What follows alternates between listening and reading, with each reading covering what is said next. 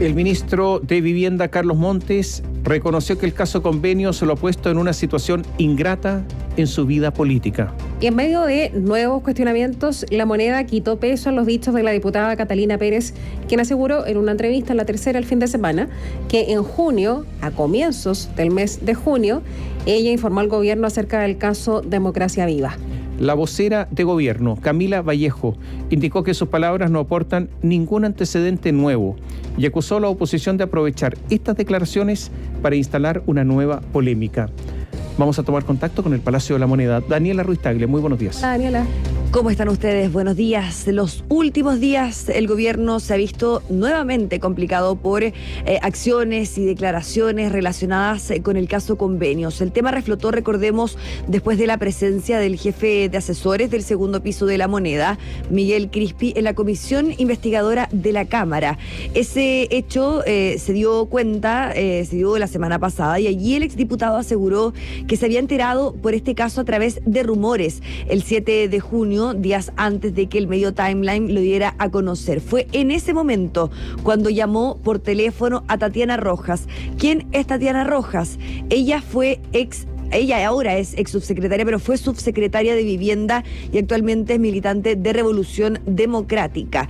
No solamente se trató de aquella comparecencia de Miguel Crispi, sino que después fue el turno de Jorge Bermúdez, el Contralor General de la República, quien presentó, recordemos, este lapidario informe en donde se detectan irregularidades en 15 de las 16 seremías del país en el periodo 2021-2023. Esto nuevamente dejó al ministro de Vivienda, Carlos Montes, en una posición complicada. Desde el Partido Republicano analizan una acusación constitucional, desde la UDI exigen su renuncia. El día de ayer el secretario de Estado reiteró que se enteró el 16 de junio.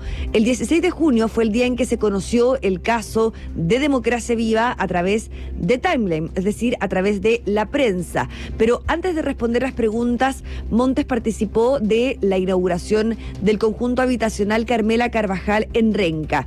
Él entregó un discurso y dentro de su discurso, de cerca de 17 minutos aproximadamente, habló acerca del caso Convenios. Allí tocó cómo se ha visto afectada, dice él, su carrera política. Se formó una entidad bastante trucha que fue Democracia Viva y que al final, a partir de esto, investigamos por todo el país y quedó en claro de que el sistema que teníamos, un sistema muy débil que permitía que se ocurrieran estas cosas, para mí es tremendamente ingrato porque yo estaba terminando mi vida política cuando me dijeron que viniera a tomar este cargo. Pero la verdad es que la responsabilidad es apoyar al presidente, apoyar los programas de vivienda con toda la fuerza y todo lo que uno puede hacer. Dentro de lo que había señalado el ministro Carlos Montes es que había pedido a los que han hecho mal las cosas, no a los corruptos, que devuelvan la plata, dice él. Estamos pidiendo que devuelvan 1.755 millones de varios proyectos. Él habla de los que han hecho las cosas mal, no a los corruptos. Desde la oposición insisten en que Montes salga del cargo, considerando que hasta ahora no le ha pedido la renuncia a ninguno de los seremis cuestionados por este informe de la Contraloría. Al respecto se refirió el jefe de la bancada de la UDI, Guillermo Ramírez. Es insólito que, habiéndose robado la cantidad de plata que se han robado bajo las narices del ministro Montes, la reacción sea que para él esto ha sido ingrato, poniéndose él como víctima de que está cerrando de mala manera su vida política. Acá lo relevante no es si esto ha sido cómodo o incómodo para el ministro Montes, sino que aquí han habido casos de corrupción escandalosos que han ocurrido bajo sus propias narices con la participación de seremis que él nombró. Este fin de semana el diario La Tercera publicó una entrevista de la diputada Catalina Pérez, cuya militancia en Revolución Democrática, recordemos, está suspendida y ella se ha visto involucrada en el caso Democracia Viva. La legisladora señaló que la primera semana de junio alertó a su partido, y no solamente a su partido, sino que también al gobierno, específicamente a la ex subsecretaria de Vivienda, Tatiana Rojas, de una denuncia en contra de esta fundación. Ayer fue consultada al respecto en el Congreso Nacional. De manera muy escueta, aseguró que no tiene nada que esconder. Les agradezco mucho el interés. Buenas tardes. No tengo, la verdad, nada más que agregar. Estoy tranquila, a disposición de la investigación. No tengo nada que ocultar. Ya señalé todo lo que podía señalar.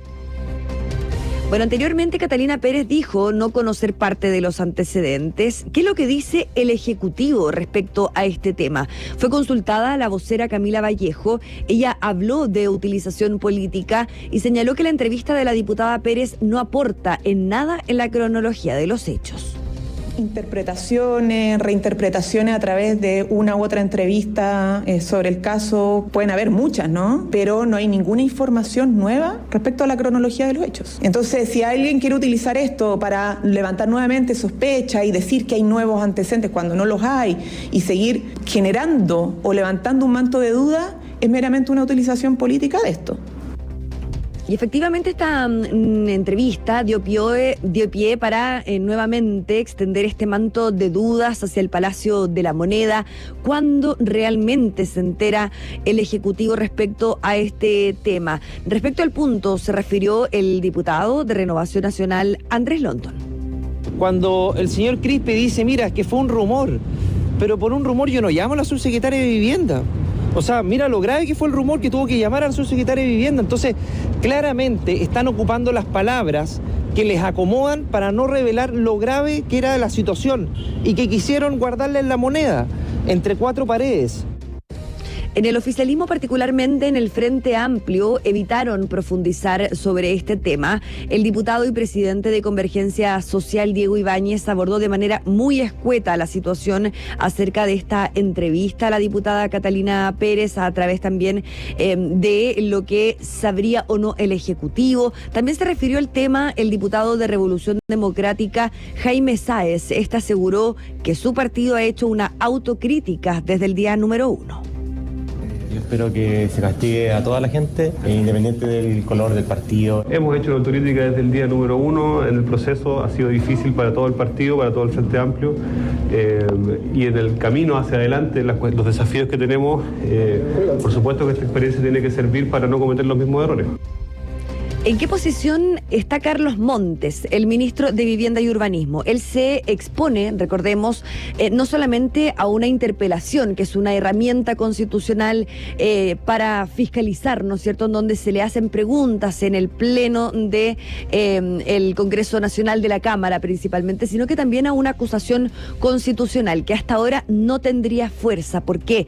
Porque está el factor electoral, que es el plebiscito constitucional de diciembre, y ahí no se vería beneficiado específicamente Chile Vamos, la opción a favor del texto, porque se sabría que esta acusación constitucional podría no concitar apoyos en todos los sectores, y es por ello que se ha señalado que no sería el momento para ingresar este libelo acusatorio en contra del ministro de Vivienda. Hay que ver qué es lo que va a pasar en los próximos días. Catherine Tomás. Claro, en medio de la campaña habría una distracción de la campaña opacada por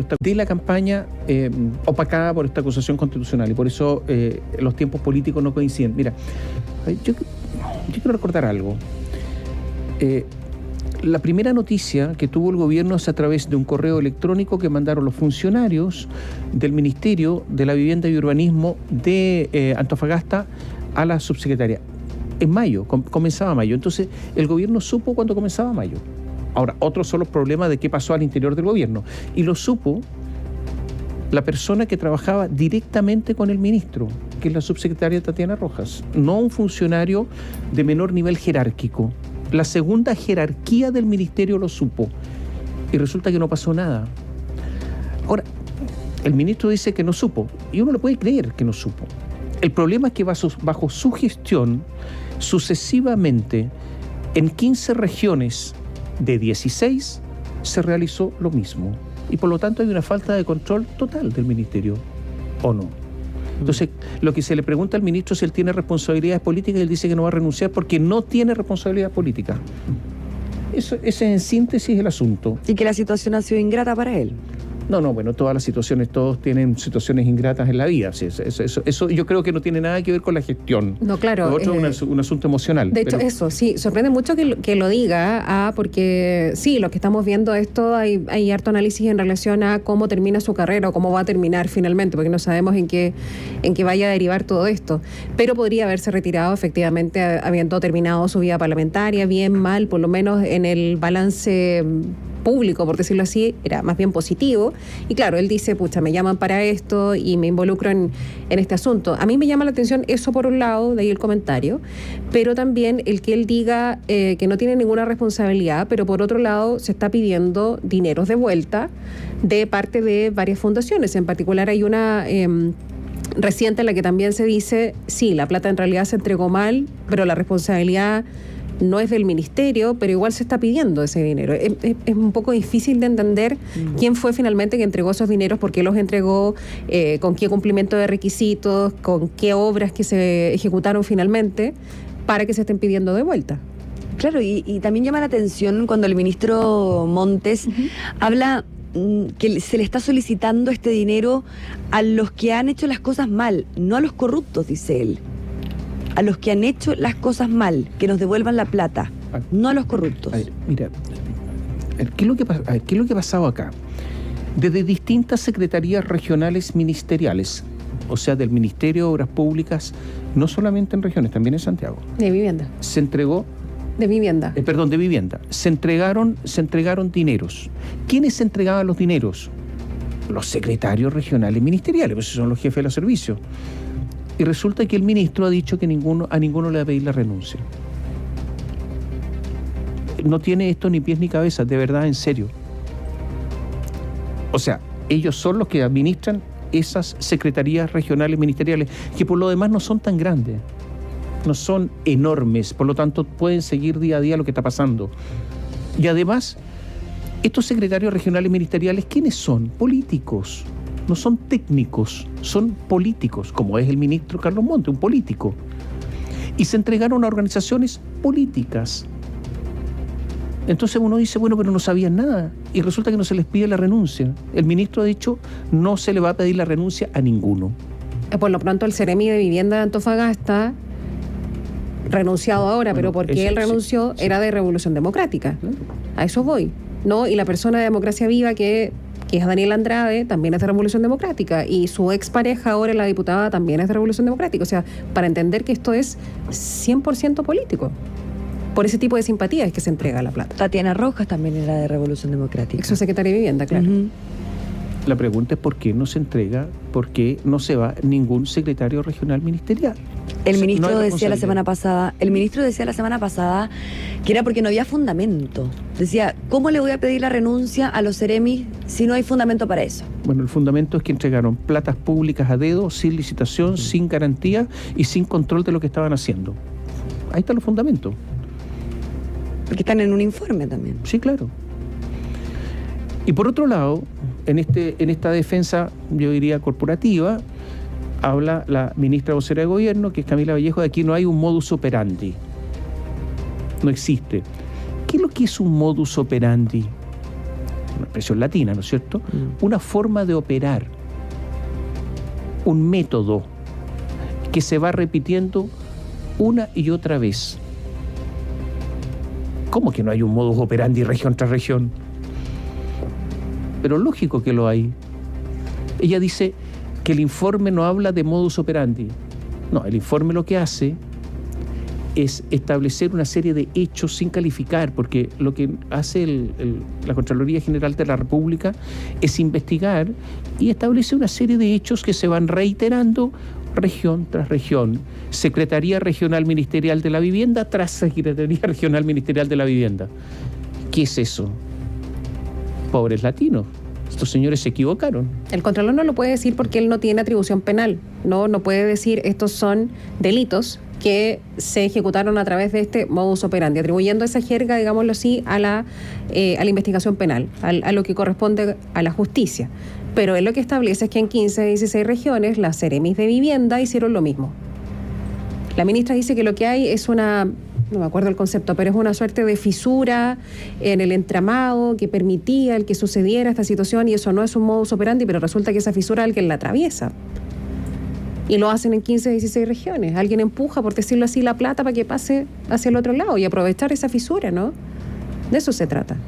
Y lo otro, y no hay que olvidarse, la enorme cantidad, también a través del mismo sistema que se dio en los gobiernos regionales.